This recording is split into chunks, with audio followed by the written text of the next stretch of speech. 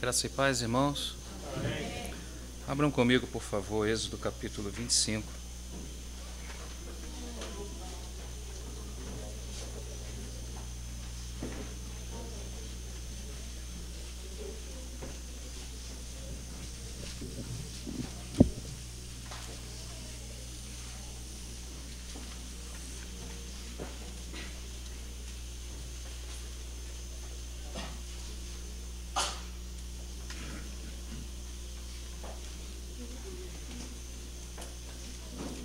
Êxodo 25.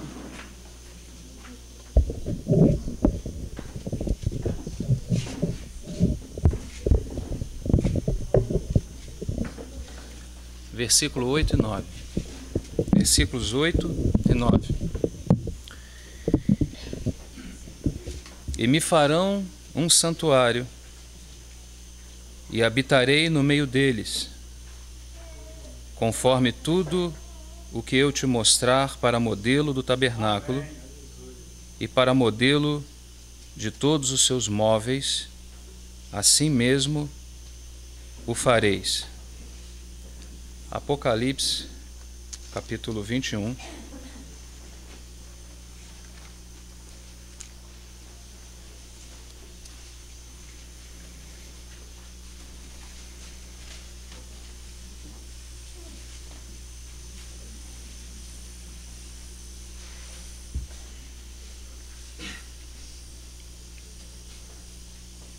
A partir do versículo 1. E vi um novo céu e uma nova terra, porque já o primeiro céu e a primeira terra passaram, e o mar já não existe. E eu, João, vi a santa cidade, a nova Jerusalém, que de Deus descia do céu, adereçada, como uma esposa ataviada para o seu marido. E eu vi uma grande voz do céu que dizia: Eis aqui o tabernáculo de Deus com os homens, pois com eles habitará, e eles serão o seu povo, e o mesmo Deus estará com eles e será o seu Deus. Vamos orar, vamos confiar ao Senhor esse período. Pai, em nome do Senhor Jesus, teu santo Filho, nós nessa manhã estamos aqui e reconhecemos que é por sua graça. Então somente a bondade do Senhor é que nos reúne aqui nessa manhã. E aos teus pés realmente nós queremos estar como bons alunos, Senhor, para ouvir aquilo que confiamos que o seu Espírito, tão somente o seu Espírito por sua palavra pode nos dizer. Nós nos confiamos a Ti e à palavra da Sua graça. Nós recorremos ao Senhor esta hora, pedindo que o Senhor nos socorra. Que o Senhor use o ministério do Seu Santo Espírito e que possa assim então transmitir as palavras aos nossos corações. Senhor, nós dependemos de Ti. Lava-nos, limpa-nos, Senhor, a mim que falo. Limpa-me, Senhor, lava-me. E guarde meus irmãos de qualquer palavra, Senhor, que não esteja entoada com o Teu Espírito e com a Tua palavra. Guarda os nossos corações. Lembramos das Tuas palavras quando disseste: Eu edificarei a minha igreja, e as portas do Hades não prevalecerão contra ela. Nós confiamos que Tu és o único capaz de fazer tal coisa. Por isso encomendamos a Ti esse tempo, e que ele seja gracioso, Senhor, para a glória e louvor do Teu nome. Oramos em Cristo Jesus, nosso Senhor. Amém. Irmãos, o sentimento do nosso coração para esse tempo que nós vamos ter, e provavelmente um outro tempo, um segundo tempo, se assim o Senhor permitir, a expectativa da volta do Senhor está tão grande, né, Wallace? Que a gente não pode falar que vamos falar a segunda vez, não sabemos nem se vamos falar a primeira. Mas o nosso sentimento é em duas reuniões nós compartilhamos um pouco acerca, em duas partes, a ênfase, o nosso sentimento é falar sobre o serviço na casa de Deus. Essa questão relacionada ao tabernáculo que começou na eternidade, porque ele faz parte do mistério de Cristo, ele é encontrado na eternidade primeiro, esse tabernáculo. Depois ele adentra as páginas do Antigo Testamento, como as sementes que o Senhor vai jogar para começar esse trabalho. Ele diz que vai colocar um tabernáculo de Deus entre os homens. Então ele começa, a gente vê esse tabernáculo estando na vontade de Deus, na economia divina, na eternidade passada. Depois nós vemos as bases desse tabernáculo sendo colocadas no nosso tempo. E depois nos encontramos com essa palavra do Apocalipse, bem no finalzinho, quando diz que, por fim, então, ele põe o tabernáculo de Deus entre os homens. E o sentimento nosso é que, no primeiro texto que nós lemos, se os irmãos bem lembrados estão, o tabernáculo, existe uma vontade, na vontade de Deus, o homem participa efetivamente, né, para erigir esse tabernáculo. Existe uma participação efetiva de cada um dos filhos de Deus, de responsabilidade. Existe uma responsabilidade muito séria para se erigir esse tabernáculo, né?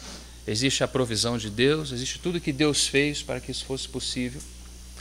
Mas nós vamos observar pela palavra claramente que existe um chamamento, né, para os filhos de Deus, para que esse tabernáculo então seja erigido. Por isso que nós lemos o primeiro texto, ele diz: e farão um santuário. Não diz farei um santuário, diz farão um santuário. Mas essa acho que vai ser a ênfase da segunda reunião. Hoje nós vamos estar vendo 7 principais princípios dos servos, 7 principais pontos importantes que, como servos, nós temos que observar, não é? Porque se nós vamos erigir, vamos trabalhar com o Senhor para que a vontade dele seja expor esse tabernáculo, não é, no final do seu propósito, então nós precisamos entender a sua vontade, entender também esses princípios e, claro, dispor o nosso coração, porque um dos princípios nós vamos observar é o princípio do coração disposto. Realmente Deus não tem, irmãos, a sua obra entre aqueles que não têm um coração disposto. Às vezes a nossa visão é muito boa, ela é muito encaixada, não é? A gente, às vezes, até cometemos o erro de criticar pessoas que não têm a visão que nós temos. Estávamos conversando um pouco antes do café com o irmão, né? E estávamos tendo comunhão sobre essa questão, né? A importância de entendermos como essa questão às vezes engana o nosso coração. Achamos que temos uma grande visão, e a grande verdade é que se a visão não for acompanhada de um coração disposto, nada pode acontecer. É como um Jacó, ele teve uma excelente visão, ele viu a casa de Deus, né? Ele falou: quão terrível é esse lugar, não é outro, esse lugar é a casa de Deus, a visão de Betel, né? Mas o que ele fez depois? Quando ele acordou, juntou suas coisas, colocou nas costas e foi embora, porque nunca teve disposição no coração de pagar o preço por aquilo que viu. Então ele não deixou de ver, ele viu. Então o problema não é só de visão, o problema também é de obediência. Então temos que ter realmente visão adequada para obedecer também adequadamente, né? Você vê o contraste de Jacó com Paulo no Novo Testamento, muito claramente. Paulo diz: por esta causa me ponho de joelho. Paulo é aquele que derrama sacrifício por aquilo que viu, né? Nosso irmão estava nos lembrando da questão da necessidade da oração, da busca, porque também esse é o primeiro de todos os princípios do servo, não é? Sem a vida de comunhão, sem a vida de união com Cristo, nada pode ser feito nessa terra. E por isso o Senhor Jesus falou: sem mim, o quê? Nada é absolutamente nada, não se pode fazer nada. Então, temos projetos, temos engenhos, temos um monte de coisa, mas nada anda, não tem jeito de andar, porque é o Senhor, né, que libera esse andar. Então nós temos realmente que estar com Ele. Mas é parte da outra reunião que nós vamos ter, então, abordar esses 7 princípios relacionados ao servo, relacionados ao serviço. Nesse primeiro período, eu gostaria de lembrar aos irmãos que a visão do propósito de Deus sempre está dividida, normalmente está dividida em 3 partes. Eu vou mencionar 3 pontos, um deles é o tabernáculo, que é o foco do nosso compartilhar, mas outros 3 pontos também. Um que eu já tenho mencionado, alguns irmãos presentes já ouviram, vou pedir paciência para que outros também possam ouvir, né, que está relacionado à figura do casamento. Essa é a primeira figura que o Senhor utiliza para mostrar as etapas da obra dele. Por que isso é importante? Porque se você não vê as etapas da obra de Deus, você se perde no ambiente em que você se encontra, nas circunstâncias que você se encontra. Você fica como cego em tiroteio. Precisa se entender em que etapa, como se desenvolve o trabalho de Deus e em que etapa ele se encontra, para que você possa ser encaixado nessa etapa. Por exemplo, se você ou eu, se quiséssemos viver, por exemplo, na época de Moisés, atravessando o deserto, isso não seria apropriado para nós. Por quê? Porque essa época já passou, não é?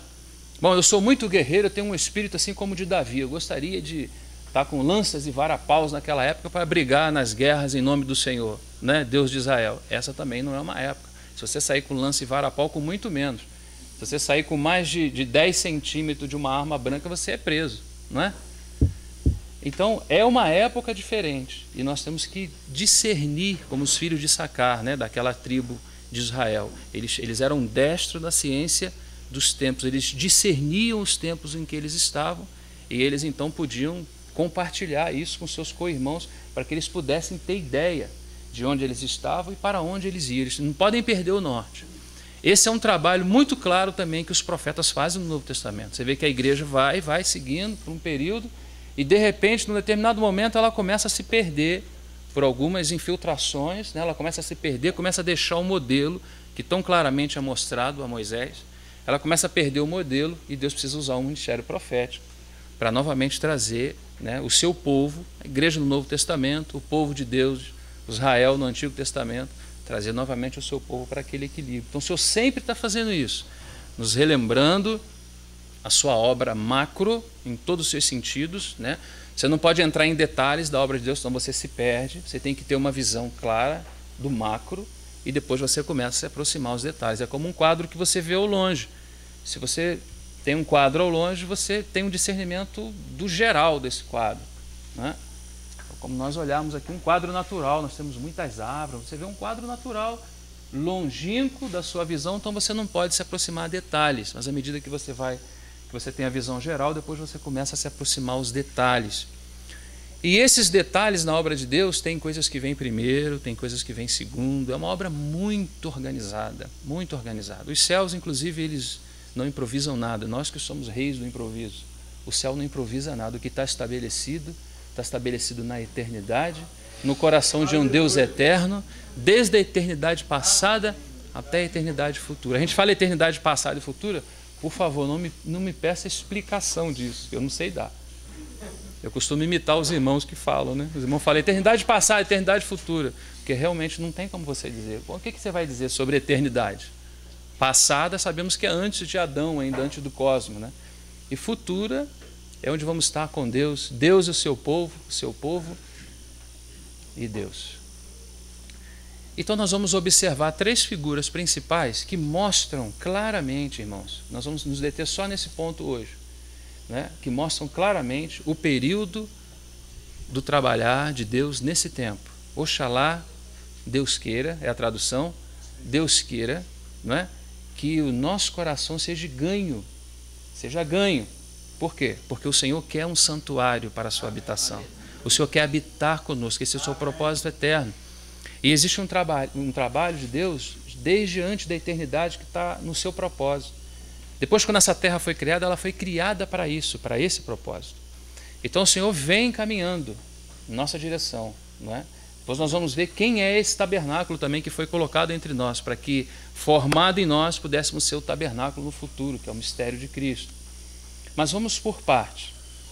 Primeira parte, vamos aqui em Apocalipse, capítulo 19, nós estamos bem pertinho. Nós vamos ver essa primeira figura que fala dos 3 tempos da obra de Deus, relacionadas ao casamento. Mencionamos isso, como eu falei da outra vez, vamos mencionar novamente, depois vamos seguir. Há um acontecimento em Apocalipse 19, que é um acontecimento futuro, que nós, né, desejamos com muito afinco. Acho que todos devem desejar, né? Creio que sim. E esse momento, esse é um momento apoteótico, quando ocorre isso aqui, é uma festa, uma celebração, talvez como nunca foi vista antes, porque é a coroação, na culminação do trabalho de Deus, existe uma coroação. E no meu entendimento, esse dia da ceia das bodas do Cordeiro é a coroação desse tempo, não é? de todo o trabalhar de Deus, de tudo que Deus preparou, de tudo que Deus fez conosco, chega o momento de coroação. E Deus escolheu, por sua vontade, desejou fazer uma festa, porque todo momento especial ele precisa de uma festa, né? Não é isso? Você vê as datas comemorativas do nosso país, 7 de setembro, né? E todas as datas comemorativas, elas têm uma festa. Por quê? Porque é uma data que tem que ficar marcada, né? E essa data aqui já é uma data marcada no nosso coração antes da festa.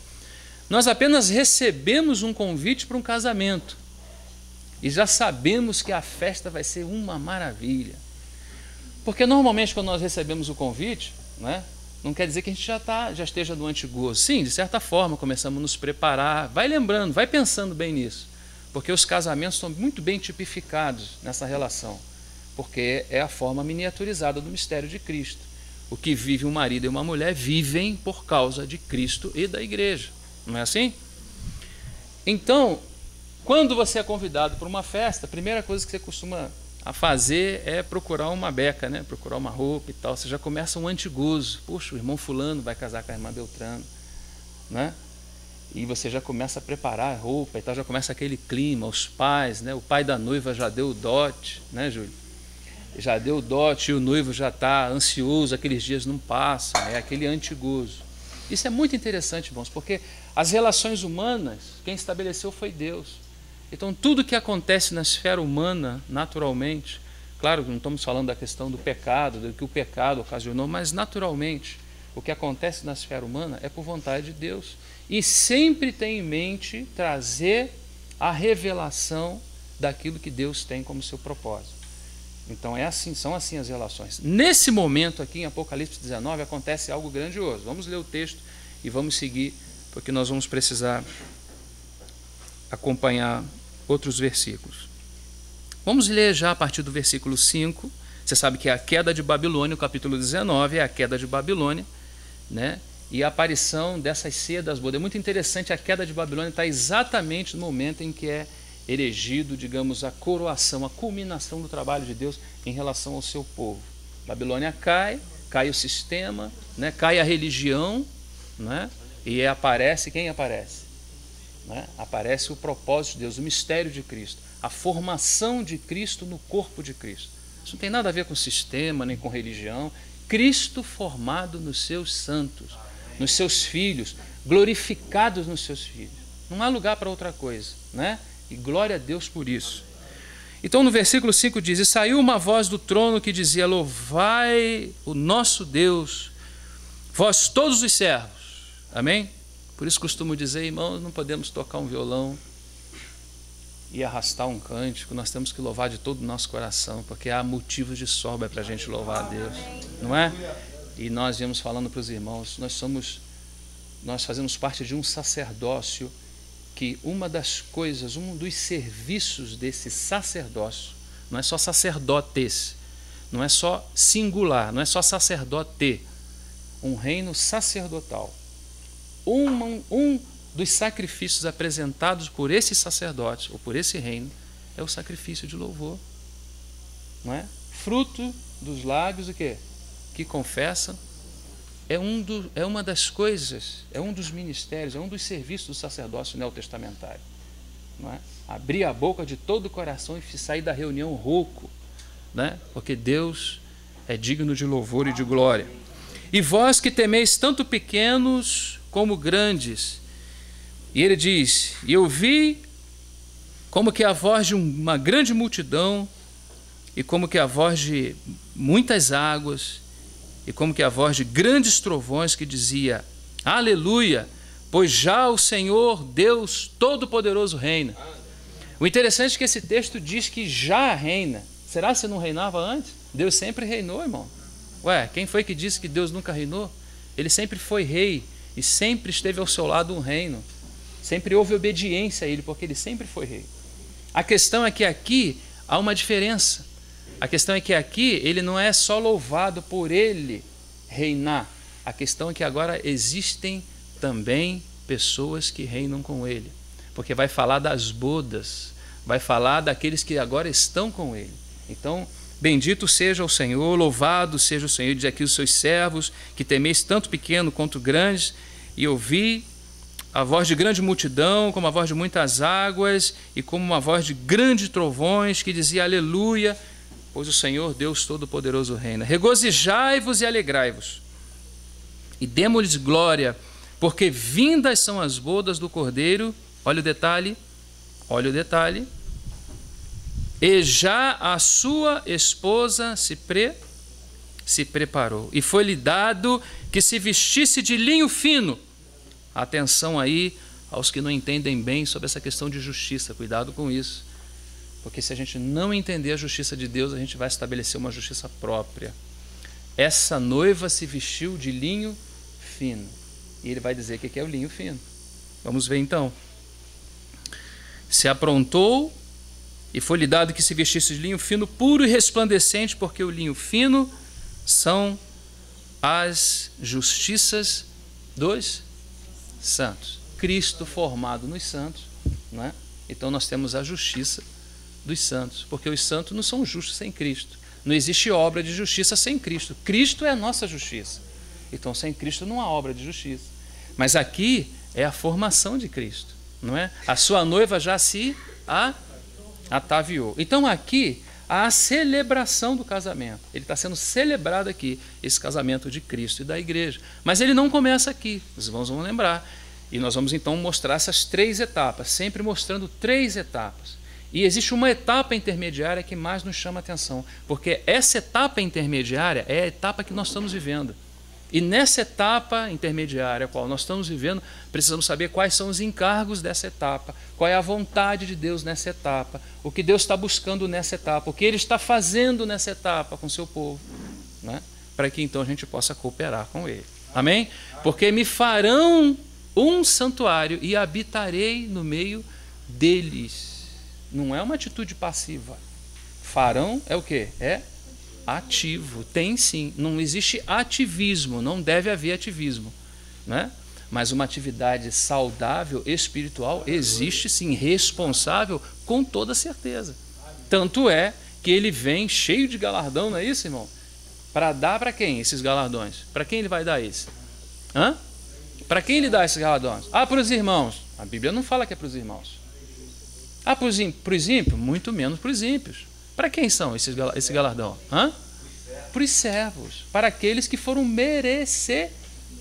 Existe isso, irmãos. Existe merecimento na obra de Deus. Em relação à salvação do Espírito, não é? Por quê? Porque a obra de Deus, para te levar à vida eterna, descansa no que Cristo fez. Ponto final.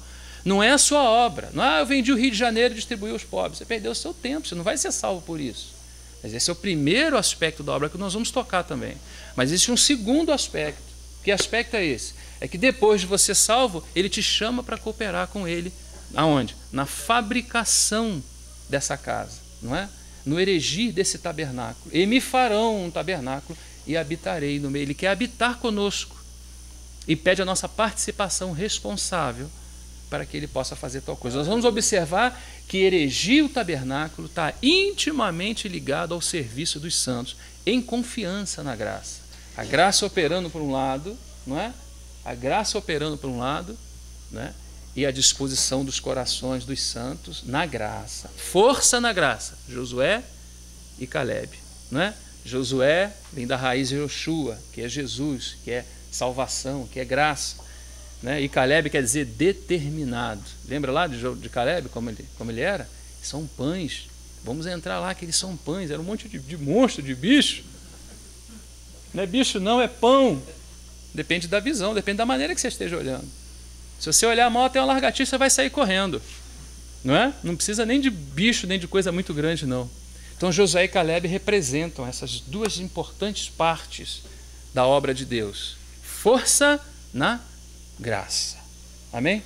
Sempre força, sempre força. O Senhor sempre vai dizer, o Senhor sempre vai nos estimular, sempre vai nos encorajar. Siga adiante. Diga ao povo que marche, caminha, ande, vamos. O irmão estava falando para a gente aqui ontem, corra.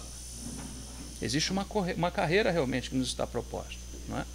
Então, vamos voltar para cá, para a gente não abrir muito o tema e ficar fechado sempre nesses 3 pontos das coisas que vamos abordar.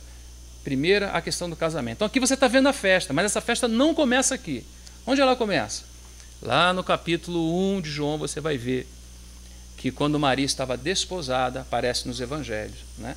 O nascimento do Senhor Jesus foi assim: estando Maria, sua mãe, desposada. Esse desposo é o noivado.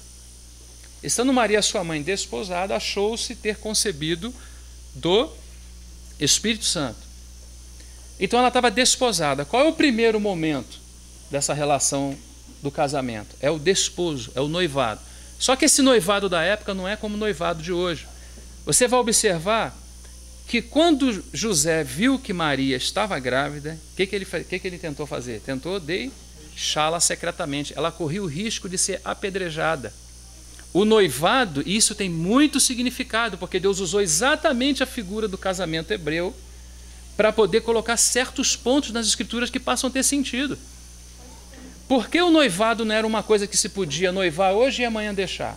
Porque já se via como uma aliança prévia. Já estava praticamente fechada, não podia se abrir mão mais, né? E ele fala assim, o texto fala assim, antes de se haverem juntado, porque o ajuntamento de corpos, né, no caráter de congresso sexual, aí sim é o casamento. Então, primeiro, o que eles vão fazer? Eles vão se o noivado, né? Essa primeira etapa é o noivado.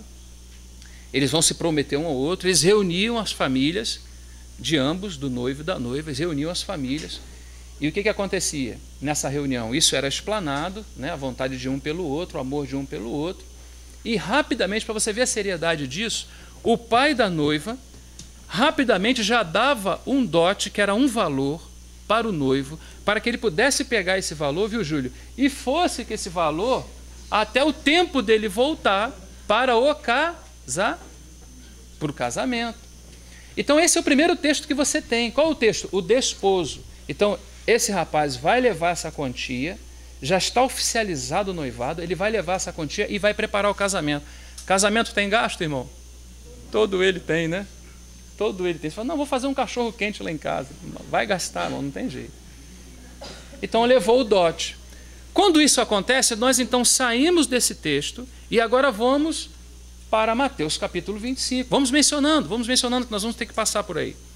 Mateus capítulo 25, vocês já lembram, fala da parábola das 10 virgens. Está usando o mesmo contexto. O noivo não recebeu o dote, não saiu para preparar o casamento? Não saiu? E o que ficou? Ficou a noiva, não é? Com as suas companheiras, com as suas donzelas. E elas vão fazer o quê? Elas vão preparar a noiva, não é? Porque ele vai e ele volta. Isso era em torno de 1 ano que acontecia. Ele vai e ele volta. E na festa judaica também acontecia isso. Ele vinha à noite, com uma tocha acesa, com muitos de seus amigos, né, e vinham andando, cantando em direção à casa da noiva. Quando eles chegavam aí na casa da noiva, né, acontecia esse encontro, a noiva então descia com as suas donzelas, se juntava a eles, e eles iam então sair para onde? Para a casa do pai dele. Por isso que você vai ver outra parábola, no capítulo 21, mais um pouquinho antes, quando um certo rei quis fazer bodas ao seu filho. E vem discorrendo a parábola, vem descendo. Quando chega lá embaixo, o pai de família, que é o pai do jovem que vai casar, ele percebe uma coisa. Ele percebe na festa que existe alguém que não está com o quê? Com vestes apropriadas. Porque depois que o noivo foi lá pegar a noiva, junto com seus companheiros, e voltar, eles vão para a casa dos pais. E essas festas, irmão, elas duravam até 1 semana, Júlio. Durava 1 semana, às vezes podia durar mais até. Era uma festa maravilhosa. Agora, pega tudo isso, né, de uma maneira objetiva e traduz isso para a nossa vida espiritual. Você vai ver que é exatamente o que acontece. O que aconteceu primeiro? O nosso noivo veio ao nosso encontro. Fomos nós que fomos a ele? Ele estava perdido, nós achamos ele? Foi ele que veio, não foi, irmãos? Ele veio ao nosso encontro. O que aconteceu? O que aconteceu no primeiro momento? Aconteceu essa espécie de noivado, mas que não é uma aliança que se possa quebrar. Não é? Recebemos o penhor, o selo do Espírito. Não é? Então recebemos, ele fez conosco essa aliança e logo partiu. Com o que ele partiu? Com um dote, porque ele não tem que preparar o casamento. Então ele partiu com dote, porque tem esse texto aqui que tem que se cumprir, de Apocalipse capítulo 19. Então ele precisa ir, e nesse tempo que ele vai, o que precisa acontecer com a noiva? Ela precisa se preparar. Esse é o aspecto intermediário da obra. Ela vai ter que se preparar. Ele foi. Que dote é esse? Esse é o preço do casamento. Esse é o preço que ele pagou pelas nossas vidas, irmão. Não é? Então agora ele vai voltar. Essa é a última etapa, quando ele volta, não é, para buscar as suas noivas. Diz que ele vem, né, com os seus anjos, está aí os seus amigos que vêm juntos com ele, né, e aqueles que já dormem no Senhor, porque eles vão ter que ressuscitar primeiro. Os mortos ressuscitam primeiro, e nós, os vivos, somos depois então se estivermos vivos na época da vinda do Senhor, nós somos arrebatados juntamente com ele aos ares. Então essa etapa, essa última etapa, ela é muito importante, mas ela acontece no futuro. A primeira etapa já aconteceu e nós estamos no meio, no caminho intermediário. Então nós já fizemos a nossa aliança com o Senhor, ou seja, Ele já fez uma aliança eterna conosco. Sim ou não? Já fez. Não se pode mais quebrar. Há uma seriedade imensa nisso. Não se pode mais quebrar essa aliança. E agora ele foi. E também você vai observar que as parábolas subsequentes, as parábolas das virgens, você vai observar a mesma coisa. Quando fala dos talentos, por exemplo, ele distribuiu talentos, lembra disso? Ele está falando de trabalho, ele está falando de serviço, que é o nosso tema. Não é? Ele se ausentou, irmão, não quer dizer que ele te salvou, se ausentou, e um dia ele vem buscar você para você morar com ele. Isso é uma verdade, mas tem algumas entrelinhas nessa verdade. Uma delas é que ele deseja que nesse momento a gente coopere com essa edificação. Essa edificação é a formação dele em nós mesmos. Amém? É a formação de Cristo nos santos. As vestes, você viu as vestes que nós vimos aqui? São vestes de justiça, ela já se aprontou. Né? Então ele vem para buscá-la. Claro que nem todas vão estar prontas, porque também nessas parábolas mostram disciplinas para aquelas que não se aprontaram. Né? No que consistia a loucura daquelas outras 5? Porque 5 se prepararam. E o Senhor deixa claro, muito claro para nós, irmãos. 5 se prepararam e 5 não se prepararam. Nossos irmãos estavam lembrando para nós ontem. No que consistia a loucura das 5 que não se prepararam? Não colocaram azeite na vasilha, porque também o homem é tripartido. Existem 3 partes, existe uma parte intermediária que está sendo trabalhada. O espírito já foi salvo, porque aquele que se une ao Senhor é um espírito com ele habita no nosso espírito. E é ele a vida eterna. A vida eterna não é um espaço físico, sideral, posterior. Vida eterna é uma pessoa, irmão. E quando essa pessoa vem habitar dentro de você, o que você tem? Zoe, vida eterna, não é? Mas depois da vida eterna, essa é uma questão, esse é um fato, digamos, um fato do passado na nossa vida, existe um fato no futuro. Qual é o fato do futuro? O fato do futuro é que quando o Senhor Jesus vier, nós vamos receber a salvação dos nossos, o quê? Dos nossos corpos. Estava falando para os irmãos esses dias, todos os ites vão embora. E vai com Deus, vai embora. Sinusite, artrite, celulite, vai por aí fora. Vai acabar isso tudo. O coração está ruim, irmão, fica em paz, fica tranquilo. Né? O fígado não está funcionando, né? Temos irmãos que têm dificuldade com saúde, irmão, tudo isso vai ser restaurado num corpo de glória. A gente tem que lembrar disso e falar, Senhor, que maravilha, Senhor. Você vai esquecer um pouquinho da sua doença, porque às vezes a sua doença faz você puxar você para trás. Não vai para trás não, vai para frente, amém? Porque a obra do Senhor segue. Então você tem uma obra no passado, que é a salvação do seu espírito, e você tem uma obra no futuro, que é a salvação do seu corpo, quando o Senhor Jesus vier. E qual é a obra intermediária? Qual é a obra que é intermediária de Deus? Que está se dando agora na nossa alma. Aí você tem Tiago 1:21, Pedro 1:22, esses textos que mostram, recebei com mansidão a palavra em vós enxertada, a qual é o quê? Poderosa para salvar o quê? As vossas almas. A alma agora precisa ser atingida. O campo de batalha, irmão, não é nem o espírito e nem o corpo, que são questões que estão resolvidas. Uma no passado e outra no futuro. A questão agora está relacionada à alma. Não é? Então a palavra agora precisa entrar para comandar todo esse aspecto que foi deturpado pelo pecado. Então, olha só, a mente não precisa ser renovada, porque se a mente não for renovada, você e eu só pensamos em coisas inadequadas. Não é? Nós vivemos no mundo, enchemos nossas mentes de porcaria, viemos para o Senhor, temos o nosso espírito, já somos salvos. não é? E se amanhã partirmos, vamos estar com o Senhor, não tem problema nenhum.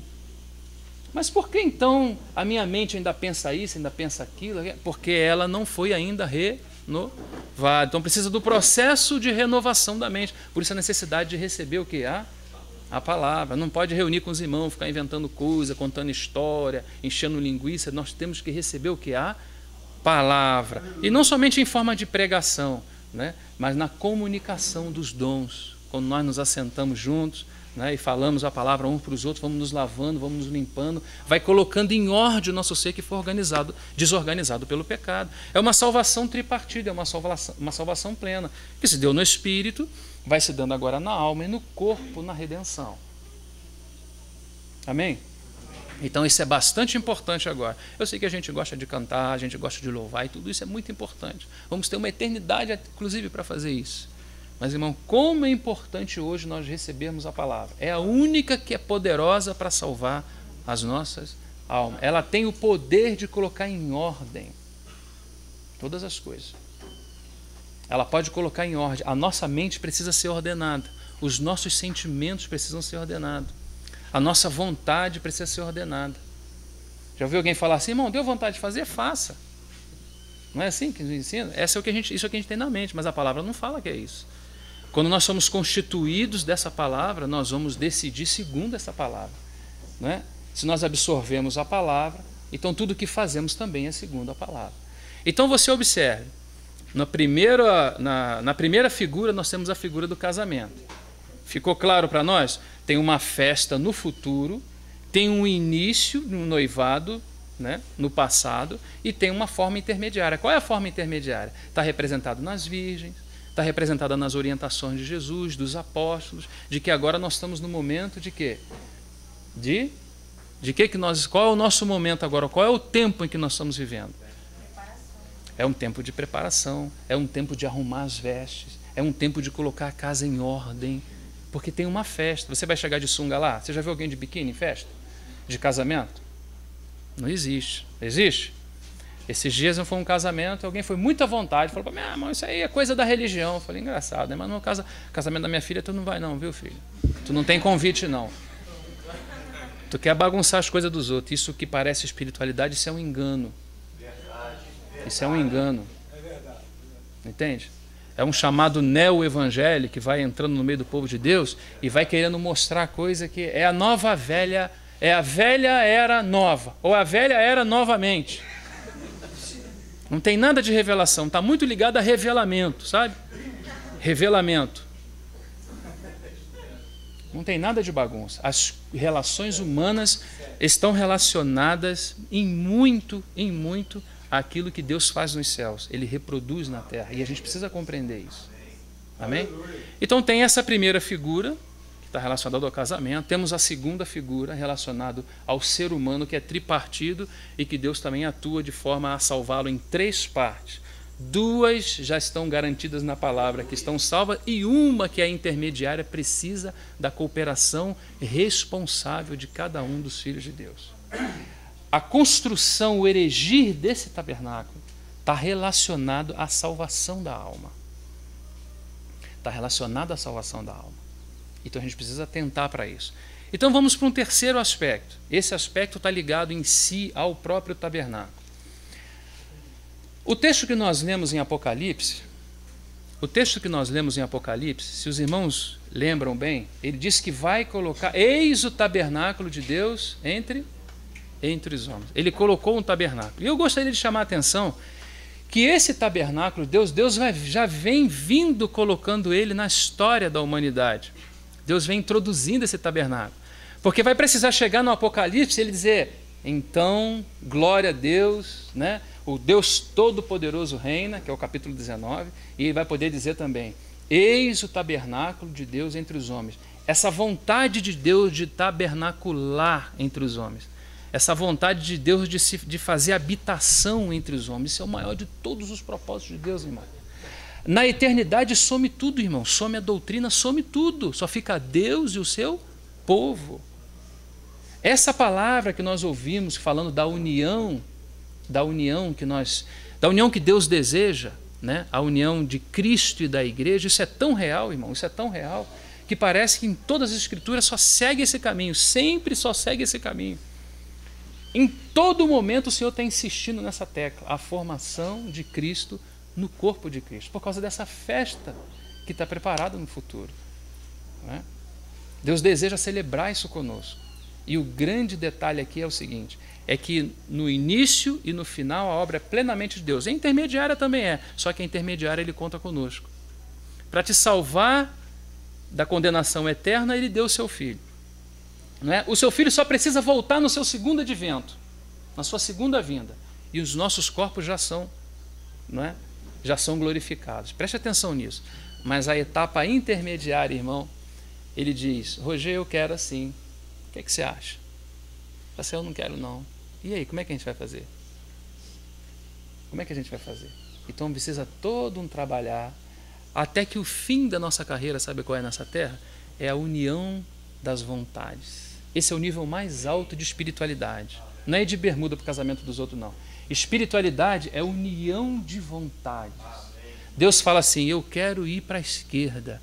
E você fala para ele, Senhor, eu estou com o mesmo sentimento. Não é assim?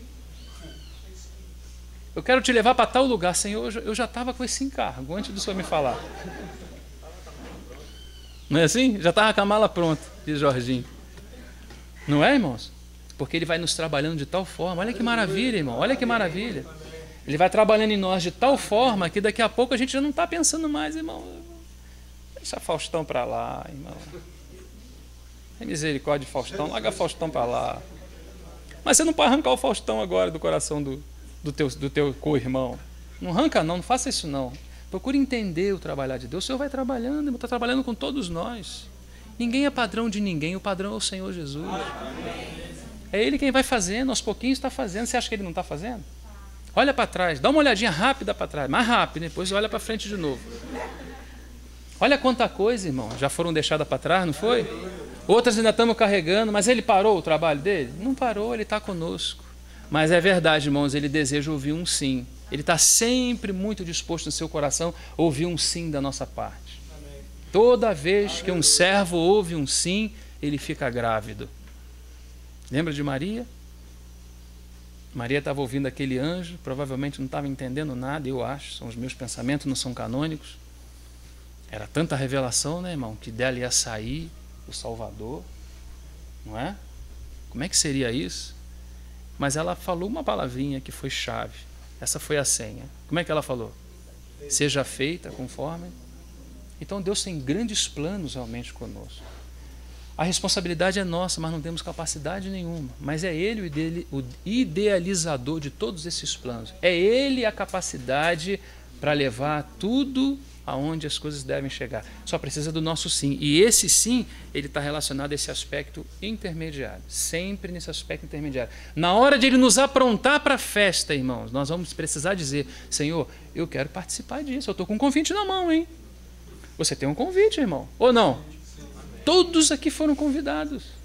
Agora, se você tem um convite, irmão, mas você não se aprontou, se eu não me aprontei, como é que nós vamos chegar naquela festa? E tem um pai lá que parece que está com a mão para trás, andando, né, irmão, no salão da festa, de olho, vendo, né? Vendo as medidas. Esse é o Deus da glória, né? Tem um pai lá, o pai de família está vendo, e encontrou alguém que está sem vestes, ou as vestes inapropriadas. O que aconteceu com ele?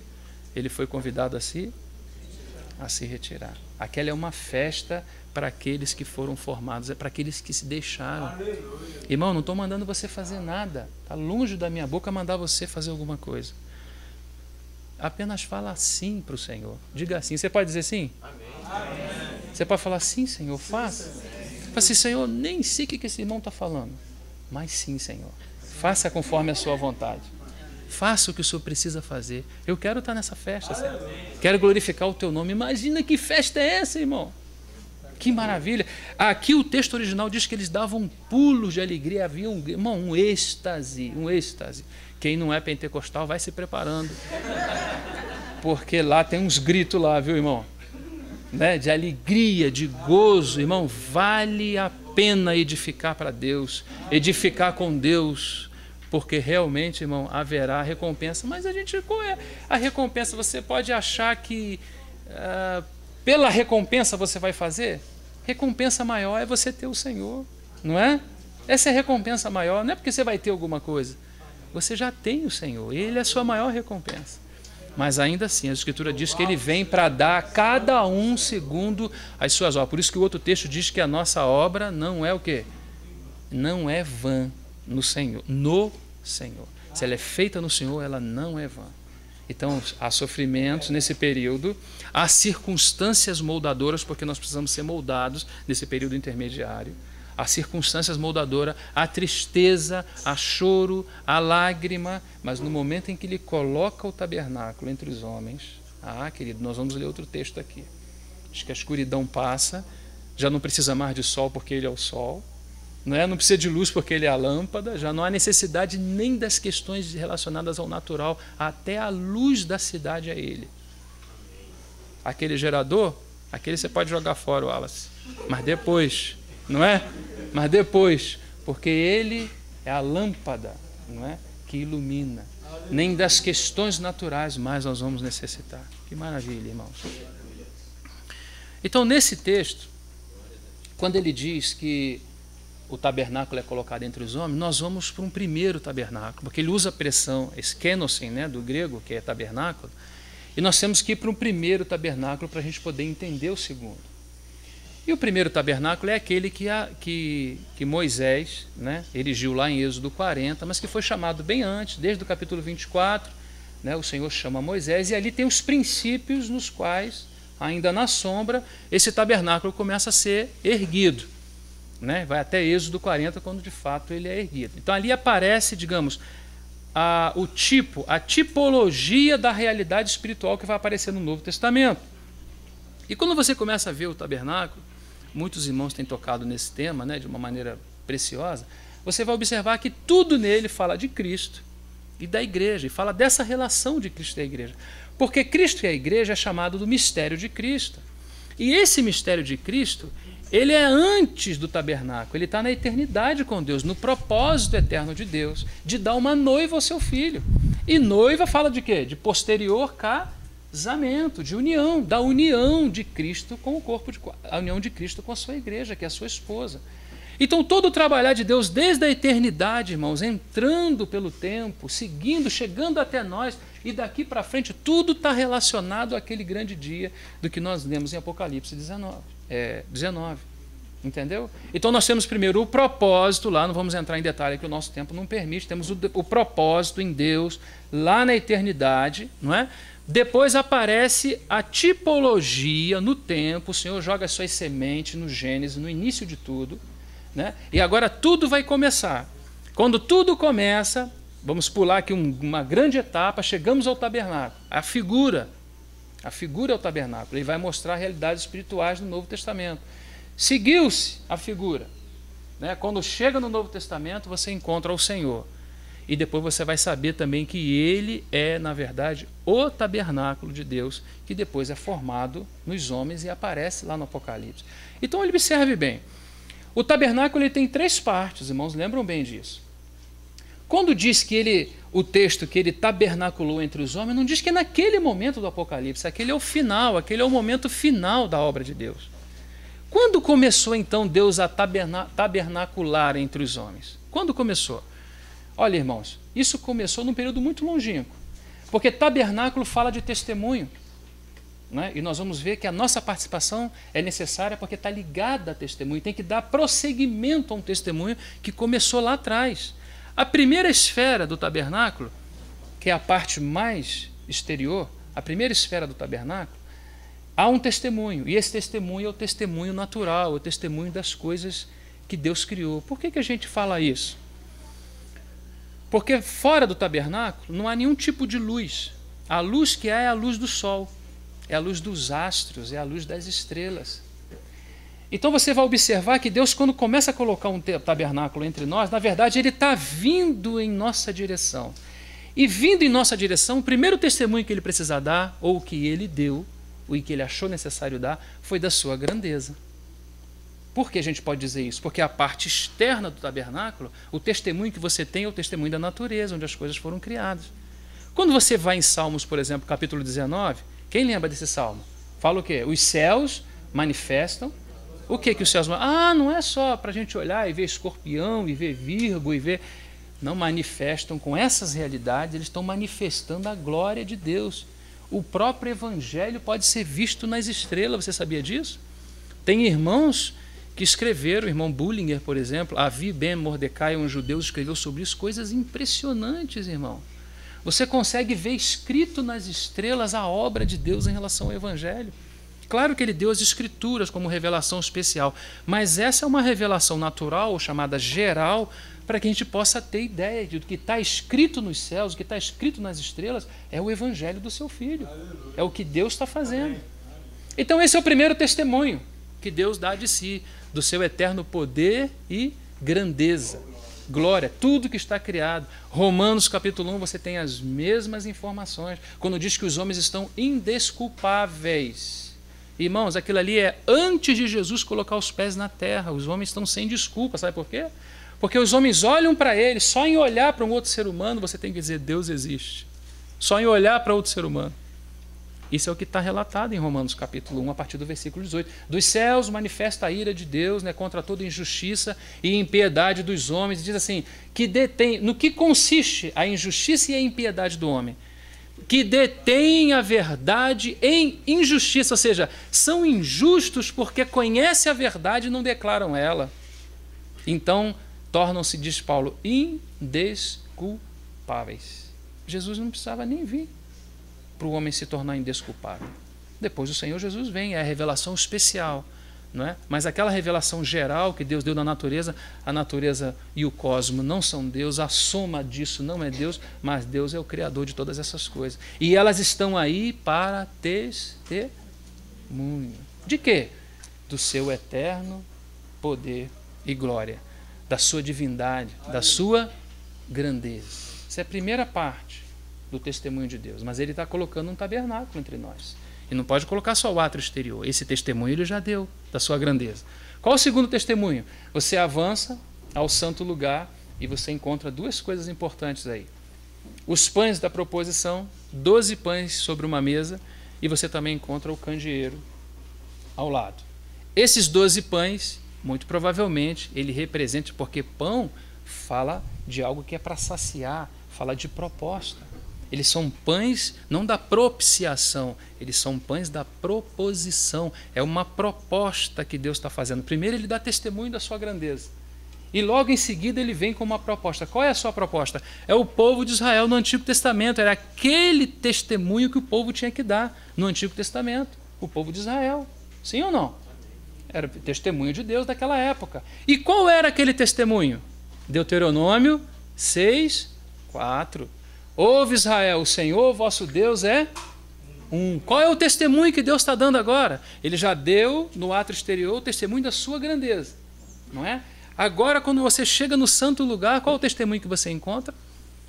O testemunho da sua unidade. Está dizendo que esse Deus grandíssimo e todo-poderoso é um só. Esse é o seu segundo testemunho, não é? Mas ele dá ao povo de Israel esse testemunho. Esse está representado nos pães, nos 12 pães da proposta. Ao lado tem um candeeiro, e esse candeeiro, muito provavelmente, fala da igreja, com luz cétupla. Ele tem 7 braços, esses 7 braços brilham, não é? Fala de quê? De testemunho, mas é o testemunho de quem agora? Da igreja no Novo Testamento. Agora, qual deve ser o testemunho da igreja no Novo Testamento? Sabe o que a gente encontra, irmão? A gente encontra uma coisa muito importante. Olha só. As questões relacionadas à imagem, muitos irmãos aqui já sabem. Toda vez que a Bíblia fala em imagem, ela está falando de caráter. E o Filho de Deus, ele está relacionado a isso, a caráter. É o testemunho do Filho de Deus, é o testemunho do caráter de Deus. Porque Deus é soberano, Deus é todo-poderoso, Deus é um só, ainda que trino em pessoas, tem uma essência única, que é a essência divina, mas nessa essência participam 3 pessoas, o Pai, o Filho e o Espírito Santo. Mas esse testemunho no Antigo Testamento não havia sido dado, só havia sido dado o testemunho da essência divina. Deus é um só. Primeiro precisa se entender que ele é um só. Até porque o contexto em que eles estavam era um contexto de muitos deuses. Então o Senhor precisava dizer para Israel, Israel, Javé é um. Está falando da sua essência divina. Não está falando das suas pessoas. Depois você vai observar que à medida que a revelação avança, ele vai começar a mostrar que existe mais de uma pessoa que participa nessa essência única. Então o primeiro testemunho está ligado ao cosmos, ao seu poderio, à sua força, ao soberano, ao todo-poderoso. O segundo está ligado a quê? E esse soberano é um só, é um Deus só, né? Mas a revelação continua avançando e a igreja agora vai levar um outro encargo. Assim como Israel levou o encargo de dizer que Deus era um só, e você vê que se você chegar diante de um judeu hoje, até hoje ele tem essa confissão, né? É o nível mais alto da confissão, é o monoteísmo judaico. Deus é um. Quando chega na igreja, que agora está tipificada nesse candeeiro, qual o testemunho que nós temos agora? É o testemunho da imagem, irmãos. É o testemunho de Cristo, porque é Ele que é a imagem de Deus. Por isso que você vê aqueles textos que estão interrelacionados. Por exemplo, quando você vai a Colossenses capítulo 1, né, 1,15, lembra? Diz que Ele, Cristo, é a imagem do Deus invisível. Mas quando você vai a Gênesis, quem é essa imagem é o homem. Façamos o homem a nossa imagem. Mas que imagem é essa que o homem vai ter? É a imagem daquele que é a imagem do Deus invisível, não é? Depois, em Romanos, por exemplo, capítulo 8, o homem é formado em quê? Essa imagem. Lembra desse texto? Romanos 8, 28, 29, né? Vai dizer que o homem é formado nessa imagem. E vai dizer também que o Deus desse século cegou o entendimento dos incrédulos, para que não lhe resplandeça a luz do Evangelho, da glória de Cristo, que é a imagem de Deus. Então você vê também que há um inimigo que se opõe à formação dessa imagem. Porque desses testemunhos, o que Deus está fazendo, irmãos? Ele está dando um testemunho dele, do seu poder, depois ele dá um testemunho da sua unidade, e agora, através da igreja, ele quer dar testemunho do seu caráter. É isso que está sendo formado em nós, o caráter de Cristo. O caráter de Deus em Cristo é o que agora está sendo formado em nós. Estamos acompanhando, irmãos? Amém. Amém? Então, você observa que esse tabernáculo vem sendo colocado. Na sua parte mais externa já foi colocado. Na sua parte interior, que é o santo lugar, já foi dado tanto o testemunho do povo de Israel, como já vai sendo dado o testemunho da igreja. Acerca da unidade essencial de Deus e agora acerca do caráter de Deus. E à medida que isso vai avançando, o que vai acontecendo? Você chega no Apocalipse e agora você vê um tabernáculo fincado na terra, que vem sendo colocado pouco a pouco através dos testemunhos de Deus. A história que Deus vem rompendo, a história da humanidade até a sua culminação. Mas observe uma outra coisa. No capítulo 28 de Gênesis, quando você tem a história de Jacó, vocês vão lembrar que Jacó teve uma visão. Lembra dessa visão de Jacó? Jacó viu uma escada. Aqui, objetivamente, Jacó viu uma escada. Diz que essa escada havia um anjo subindo e descendo nessa escada. Ele estava em Betel. Lá em cima da escada havia o Senhor, está lá, Jeová, Javé, está em cima da escada, os anjos sobem e descem. Quando você chega em João, no capítulo 1, lá no versículo 51, é estranho que essa escada aparece novamente. Os anjos de Deus novamente sobem e descem, não é? Mas sobre quem que eles descem, os anjos de Deus? Sobre quem? Sobre o Filho do Homem. Eles descem sobre o Senhor Jesus. Lá em Jacó, eles desciam sobre Betel, e Betel quer dizer casa de Deus. Agora, na experiência com Natanael, aqueles anjos sobem e descem, aquelas relações dos céus com a terra, não é? Javé estava no topo da escada, ele desceu aquelas escadas, certamente ele nos tomou depois de fazer aquela obra por nós. Subiu novamente aquelas escadas, porque Efésios capítulo 1 diz que ele nos colocou nos lugares celestiais. E como é que você subiu lá? Subimos por aquelas escadas, ele nos tomou e nos introduziu nessas regiões. E abriu um espaço entre os céus e a terra, por isso que o homem é o único ser que pode se mover em dois espaços ao mesmo tempo. Não é, irmãos? podemos nos mover em dois espaços. Você pode estar fazendo as suas coisas, mas ao mesmo tempo está ligado em Deus. Ou não? Nós temos o Espírito, né, que nos faz essa ligação com Deus continuamente. Eu não preciso deixar de comungar com o Senhor para lavar a louça. Eu posso lavar a louça em comunhão com Deus. Você está em dois mundos diferentes, né? Lavando louça e nas regiões celestiais. As duas coisas. Você não precisa descer das regiões celestiais. Nosso problema é que a gente desce as escadas. E aí fica ruim aqui embaixo. O Senhor quer nos manter lá em cima. E nessas relações, agora observe bem, irmãos, esse movimento de subida e de descida, agora no Novo Testamento, João 1,51, quem estiver anotando, esse relacionamento de subida e de descida agora é sobre o Filho do Homem. Lá era em Betel. Agora quem é Betel no Novo Testamento? É o Senhor Jesus. Por isso que logo em seguida ele entra no templo e bota aquela turma de cambista para correr. Vocês lembram disso? Por que ele faz aquilo? Por que ele faz aquilo? Porque aquilo ainda era figura dele. E eles não podiam fazer como estavam fazendo.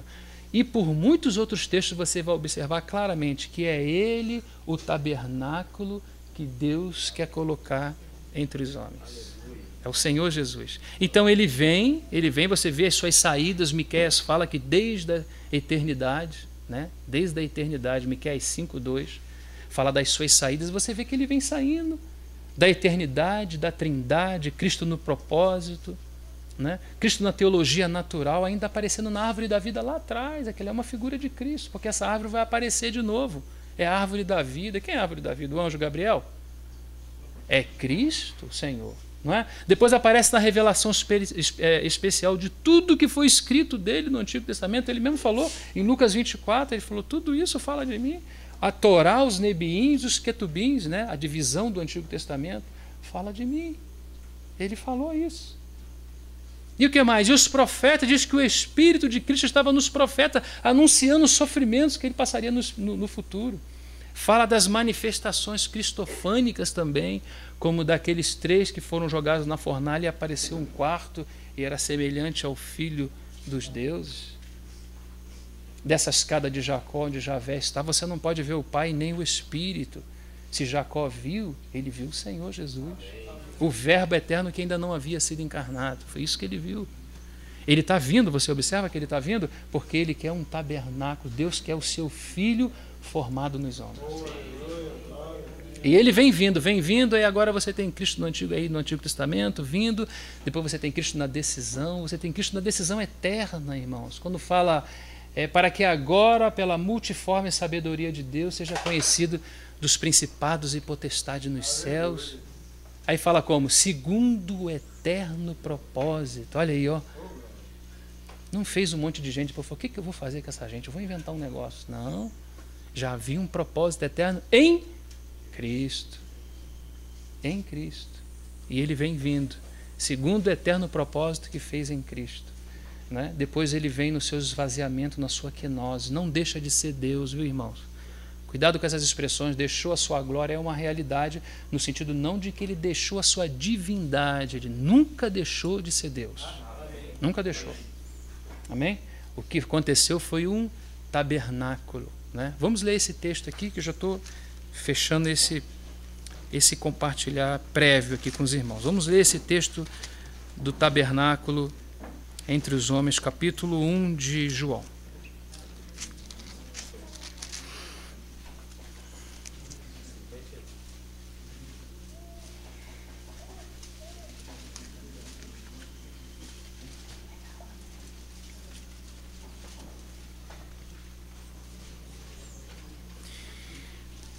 Olha, preste atenção nesses textos, porque meditando nesse tema, quando eu observei esse assunto, do que a gente vai ler aqui agora, eu fiquei muito impressionado, porque a linguagem é uma linguagem própria, e isso é um princípio de hermenêutica, você não pode tirar texto de contexto. Quando ele fala no princípio, por exemplo, como ele falou também lá em Colossenses, quando Paulo fala porque nele, ele é o primogênito, porque nele são textos que estão ligados, você não pode tirar. Aí alguém vem com uma maletinha na sua casa, bate na sua porta e fala que vai falar de Deus, você abre com toda a educação e fala assim, Jesus não é Deus. Puxa vida, por que não? Não, porque aqui, ó, primogênito, ele é o primeiro da criação. Não, filho, não. Em arché kairologos, a frase grega diz que quando estava o princípio, quando um dia apareceu o princípio, ele já estava lá. Não está dizendo que no princípio ele foi criado.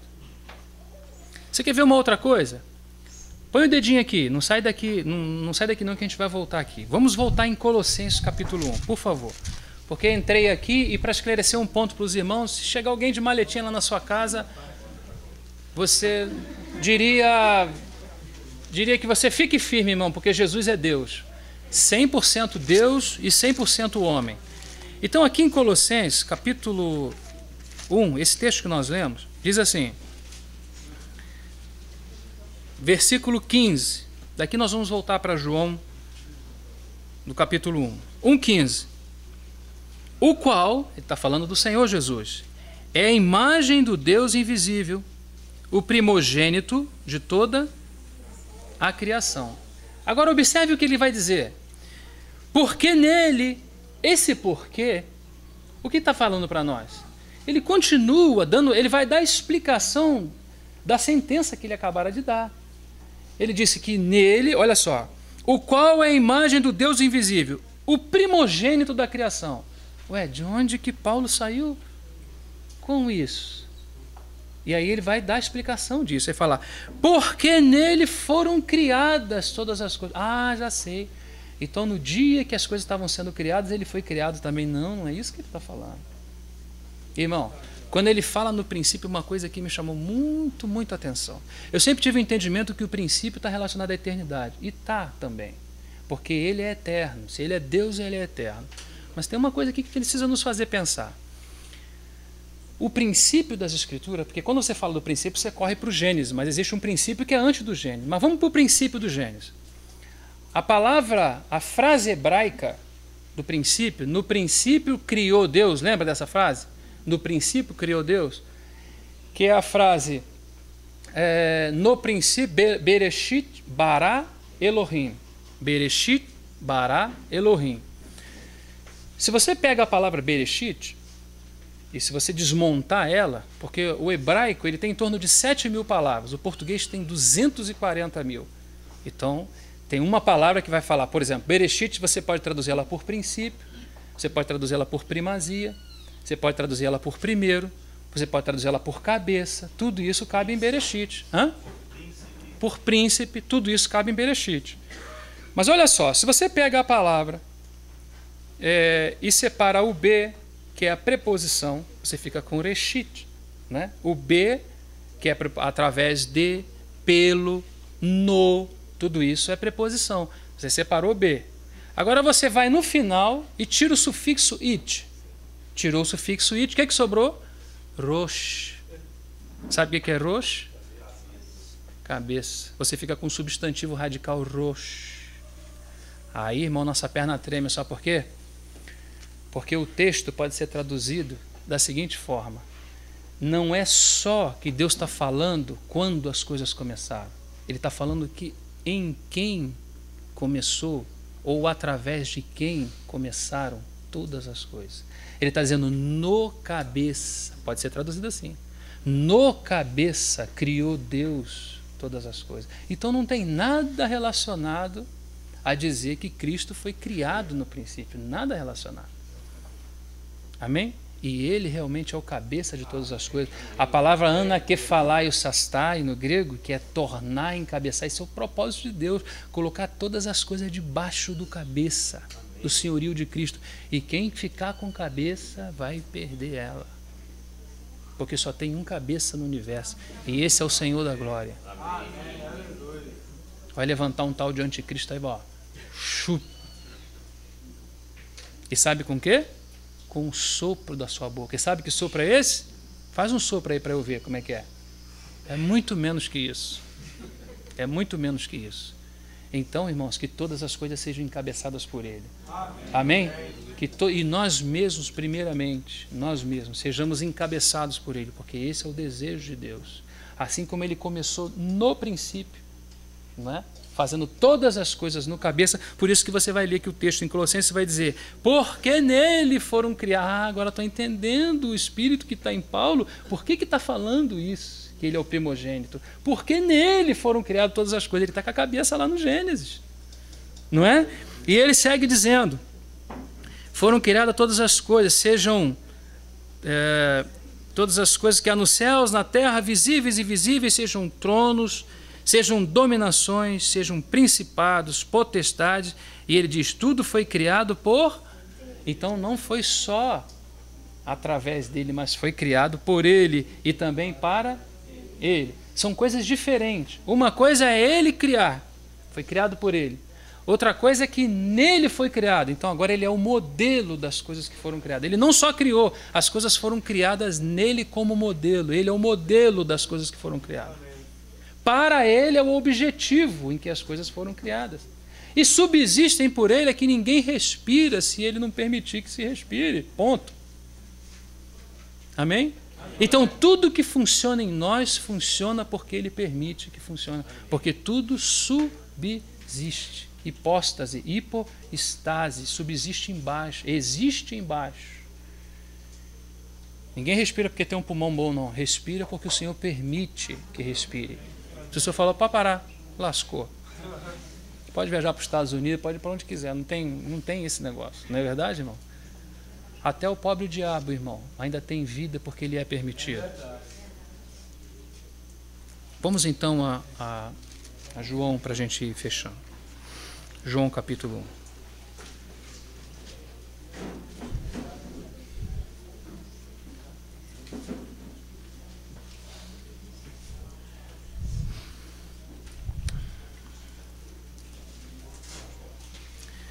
Capítulo 1, versículo 1. Então, no princípio era o verbo. Então, está mostrando o princípio. E o verbo estava falando de coexistência. Os irmãos sabem isso. E coinerência. Coexistência porque estava com Deus. Coinerência porque estava dentro de Deus. O verbo sempre coabitou com Deus, sendo ele também Deus. Deus com Deus. O verbo estava com Deus e Deus era o verbo, e o verbo era Deus. Então, esse agora é o aspecto da divindade. Essa é a arca, é o principal móvel que está dentro do tabernáculo, não é? Lá no lugar, quem lembra? No Santíssimo, lá está a arca, é o principal móvel do tabernáculo. Olha de que ele é feito. Naquele tabernáculo ele era feito de madeira de acácia, recoberto por ouro. Está falando de quê?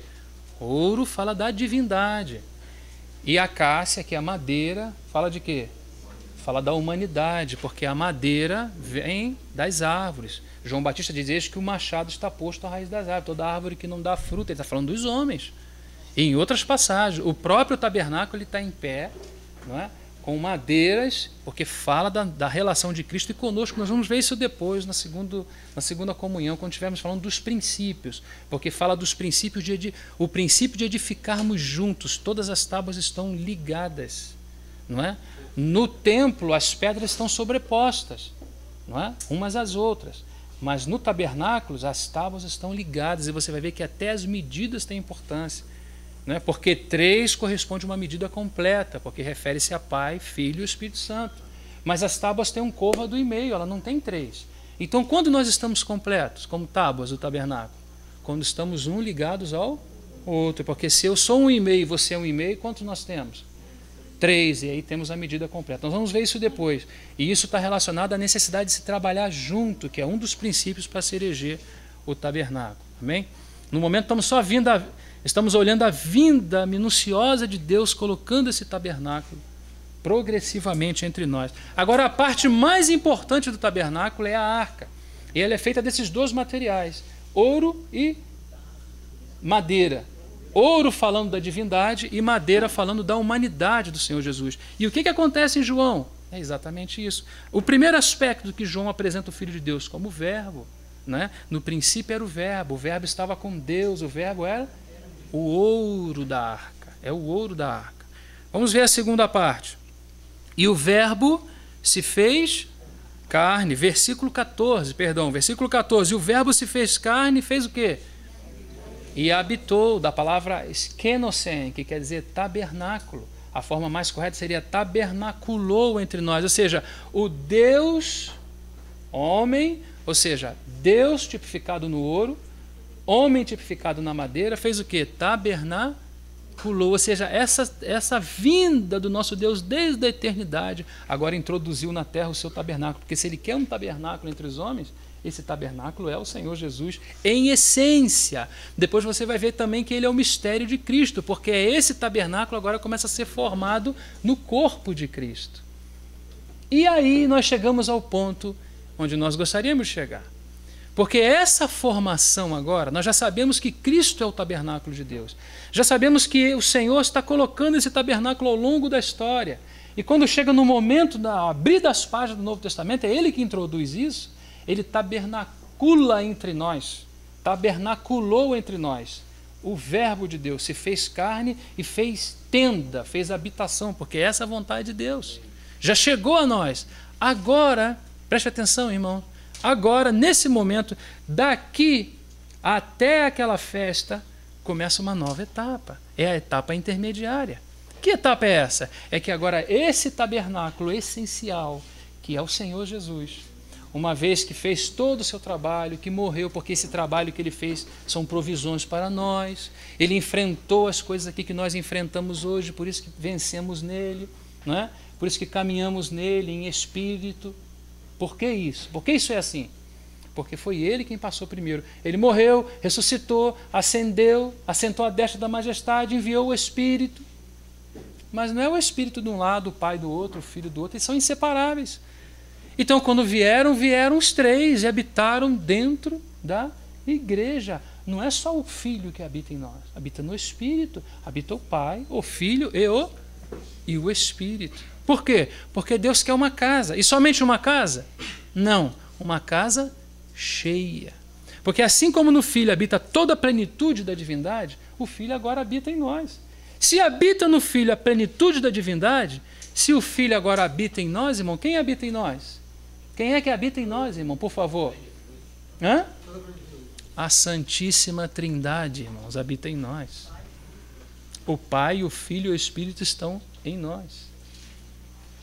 Eles podem estar no céu e podem também estar em nós, no mesmo momento, e em todos os lugares ao mesmo tempo. Esse é o Deus da glória. Amém? Então, quando nós chegamos nesse ponto, aqui vamos fechando, quando nós chegamos nesse ponto, desse ponto para lá, agora existe uma participação responsável.